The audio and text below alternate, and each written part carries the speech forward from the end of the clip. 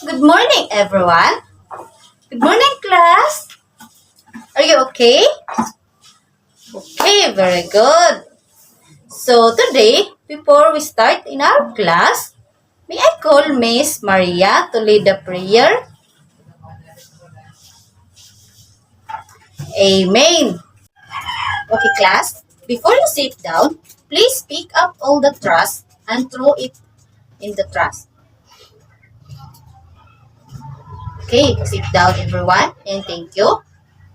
So again, good morning, class.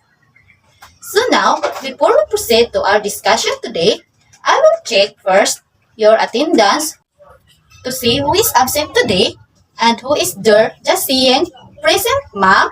Did you understand? Okay, very good. Silvan. Okay, very good.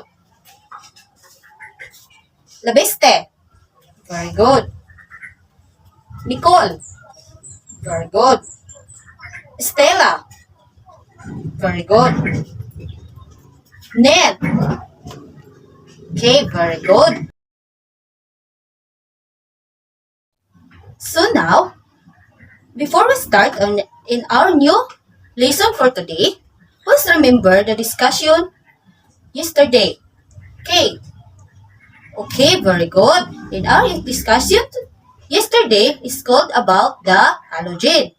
Okay, now, what are the seven parts of the halogen? Okay, very good. Thank you so much. So now, before we proceed to our new lesson for today, let's sing first. We are the metalloids of the periodic table. Groups 13 through 16 and periods 2 through 6 is where you find us in the periodic table mix. We are the metalloids of the periodic table. My name is Boron, my atomic number is 5, my atomic mass is 10, B is my symbol as I thrive. I'm using nitropes and mild antiseptics. I'm putting tile glazing in washing powders I am mixed. I am silicon, my atomic number is 14, my atomic mass is 28, S times my symbol that beams. I'm one of its most useful elements for what I can do. I'm using transistors, solar cells, rectifiers, and electronics too. Deuterium, my atomic number is 32, my atomic mass is 72 Gs, my symbol is true. I'm used to make transistors for use in electronic devices, also used to create alloys and phosphors for fluorescent lamps. We are the metalloids of the periodic table. Groups 13 through 16 and periods 2 through 6 is where you find us in the periodic table mix. We are the metalloids of the periodic table. My name is arsenic, my atomic number is 33, my atomic mass is 74, Ks is symbol you see. Due to my toxicity, my compounds are often used in insecticides and wood preservation, that is true. I'm antimony, my atomic number is 51, my atomic mass is 121, this piece my symbol, I'm not done. I'm using the electronics industry to make some semiconductor devices like infrared detectors and diodes you see. I am tellurium, my atomic number is 52, my atomic mass is 127, he's my symbol true. I'm using alloys mostly with copper and stainless steel, I improve their machinability, it's part of my deal. Aluminum, my atomic number is 84, my atomic mass is 209, PO is my symbol ashore. I'm used as an alpha particle sources of thin film on a stainless steel disc in anti-static devices and for research purposes. We are the metalloids of the periodic table. Groups 13 through 16 and periods 2 through 6 is where you find us in the periodic table mix. We are the metalloids of the periodic table. We are the metalloids of the periodic table. Groups 13 through 16 and periods 2 through 6 is where you find us in the periodic table mix. We are the metalloids. Class, bis sa narinig yung kanta, ano ang tatalakayin natin ngayon? Okay, it's all about metalloid. Okay, class, before we're going to discuss our topic this morning, let's have the activity first. Get one whole sheet of paper and also write your name. Don't forget to write your name, class. Procedure. Note, write P if it is true and F it is false. Provide correct answer in the space provided. This is the question, class.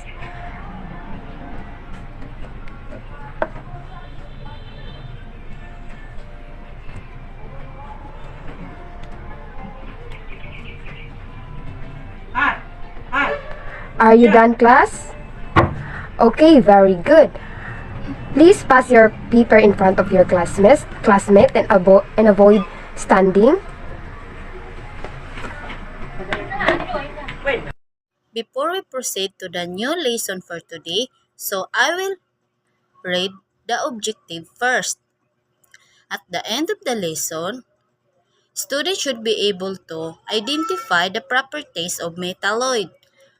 Second, appreciate the properties of metalloid. So, last one, illustrate the periodic table of elements. Good morning, class. Let me discuss to you what is metalloids. So, when you heard about metalloids, what will you hear or what comes in your mind first when you hear the words metalloids? Yes, Lisa. Metalloids is part of the metals and non-metals. Okay, thank you. Very good. Okay. When you talk about metalloids or talking about a metalloid is one of the elements that has a property that are intermediate between the metals and the non-metals. No, so kuan siya, center na siya sa between metals and non-metals or isa na siya sa mga ito ay tumutukoy sa isa itong chemical o isang elemento na madali ang bumuo ng mga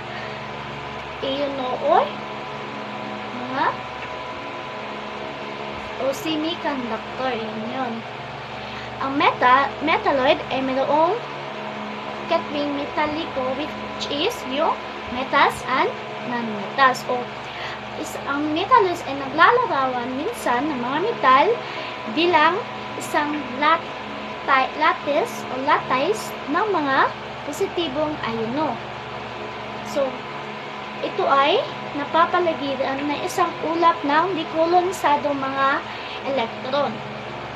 Napalibutan siya o mga electronics na part. Pwede mo siya, dili siya tantong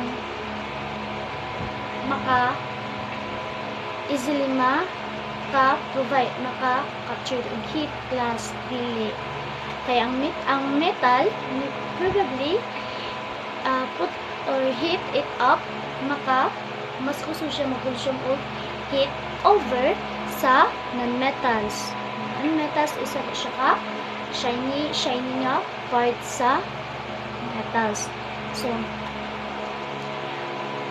ang mga metal ay isa sa mga tatlong pangkat ng mga elemento na tinutukoy sa pamamagitan ng kanilang ionisasyon o mga katangian sa pagkawi.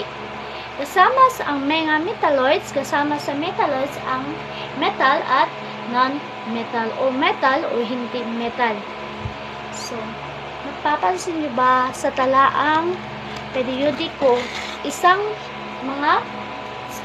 pahalang na guhit o ang mga ginuguhit mula sa ito. Kung nakikita niyo class kung saang part dito sa ating periodic table o mga periodiko kung saan dito yung mga metalloids elements. May 5 tayong metalloids element which is boron, nakaguhit mula sa boron patungo sa polonium, nahihiwalay ito sa mga metal. Ang metalloid nahihiwalay sa metals at saka hindi metal. Ito ay mga elemento sa guhit na ang mga elemento ng metalloids. May 5 elemento ang metalloids sa ating periodic table o sa ating periodikong ginagamit sa ang metalloids di lang pwede ding tawagin na semi-metals. So, sa periodic table, ang colored yellow, yan yung generally bordered the stair-step line, ay tinagurian o tinatanggap bilang isang metalloids. So,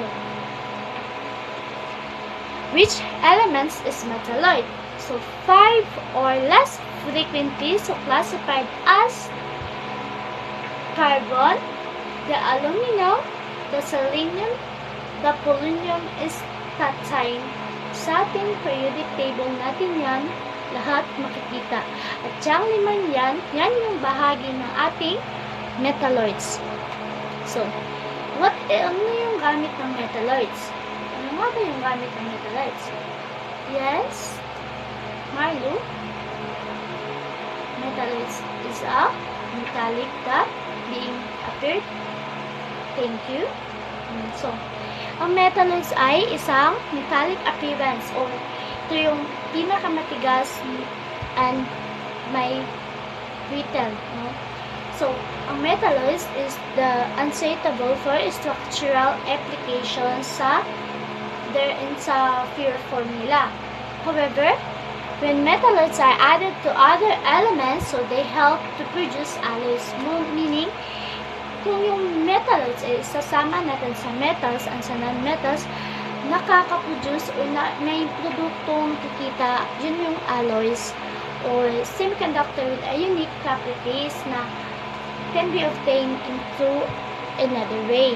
So, ito po yun sa non-metals, metals, and non-metals and metalloids. So, itong stir up, which is a yellow part, then po natin dyan makikita yung mga elemento na meron po yung metalloids sa ating periodic table. And that's all for today. Did you understand for our lesson for today? Okay, very good. For your evaluation, I will be conducting a quiz, so be ready. This is multiple choice and circle the correct answer. So now let's proceed to number 1. How many elements are in periodic table?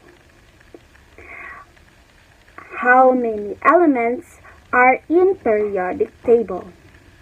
Letter A, 6. Letter B, 92. Letter C, 20.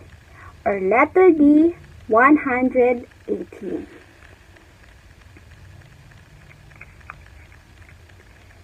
So let's proceed to number 2. Oxygen is an example of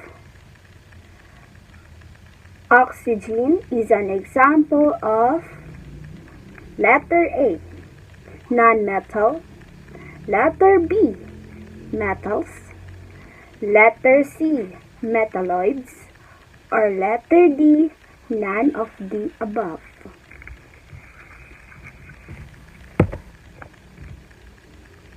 Let's proceed to number 3.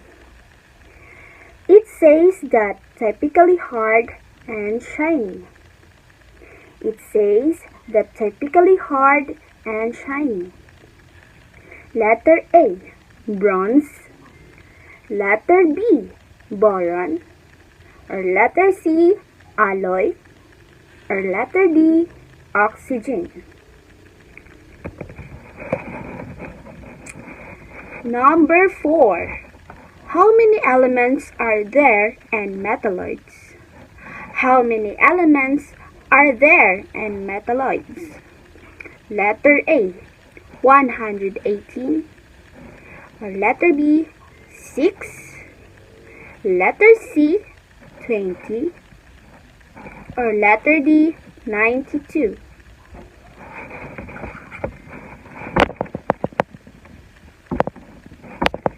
So for number 5, what was the lesson all about that we discussed? What was the lesson about that we discussed? Letter A, all about periodic table. Letter C, all about non-metal.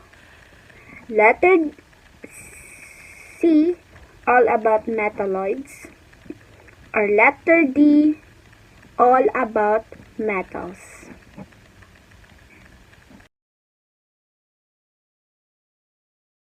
Now, class, sana lahat ng tinatalakay natin ngayon ay naintindihan nyo at lagi itong maisa-isip nyo. So, in your assignment, in the periodic table elements, identify the color of metalloids, metal and non-metal part. So, ang takdang aralin nyo ito, ipapasa nyo ito bukas. Mga bata, maraming salamat sa inyong pakikinig.